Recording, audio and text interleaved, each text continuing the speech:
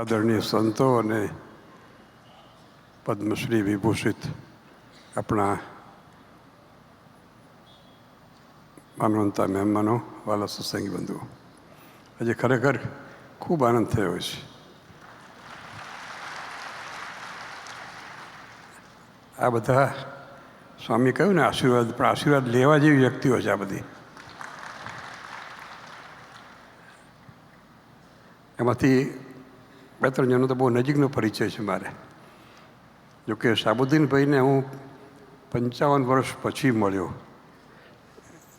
એકવાર એમના ગામમાં હું ગયેલો 50 વર્ષ પહેલાં, 50-55 વર્ષ પહેલાં.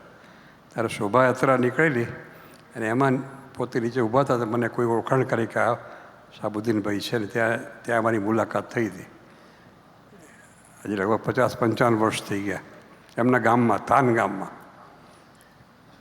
અને જ્યારે મૂડ બગડે ને મારો, આ બધા ફેક ન્યૂઝ સાંભળીને કે યુદ્ધના સમાચારો સાંભળીને, ત્યારે યુટ્યુબમાં એમની ચેનલ હું ચાલુ કરું એટલે મૂડ સરસ થઈ જાય. ભીખુદાન ગઢવીની વાત કરીએ તો પૂજ્ય બાપુજીને સાહિત્યનો એટલો બધો શોખ હતો. બધા મોટા મોટા ગઢવીઓ હંમેશા એમની પાસે આવતા હતા અને લીંબડીના શંકરદાન ગઢવી એમના ખાસ માનીતા હતા. અને બાપુજી પોતે પણ બહુ સારી રચનાઓ કરતા હતા. એટલે એ વખતે એમના સમયમાં એ મોટા મોટા કવિઓનો નજીક આવવાનો સંપર્ક થયેલો. એટલે ચારણી સાહિત્ય પ્રત્યે એક જાતનો આકર્ષણ એ તો આપણા સંપ્રદાયમાં બ્રહ્માનંદ સ્વામીથી શરૂઆત થઈ છે અને એ જળવાઈ રહ્યું છે ત્યાં સુધી. તેમને મળીને ખૂબ આનંદ થયો. અને રઘુવીરભાઈની વાત કરું તો હું જ્યારે કોલેજમાં ભણતો સેન્ટ ઝેવિયર્સ કોલેજમાં, ત્યારે અમારા હિન્દીના ટીચર પ્રોફેસર બીમાર પડેલા. એટલે એના બદલામાં પીરિયડ લેવા રઘુવીરજીભાઈ આવેલા થોડા. અને તે વખતે યુવાન હતા.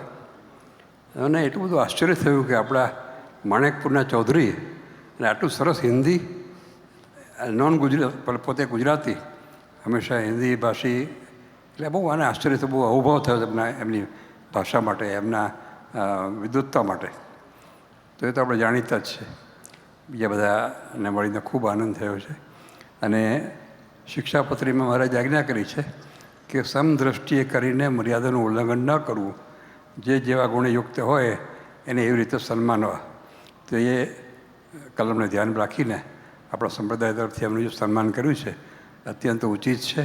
અને આપણે સર્વાવતારી શ્રી હરિ ભગવાન સ્વામિનારાયણ ચરણો પ્રાર્થના કરીએ કે ભારત, આપણા દેશને આવા ગુણીજનો આપણને ખૂબ પ્રાપ્ત થાય અને એનું સન્માન પણ સરકાર દ્વારા સમયોચિત પ્રમાણે થતું રહે.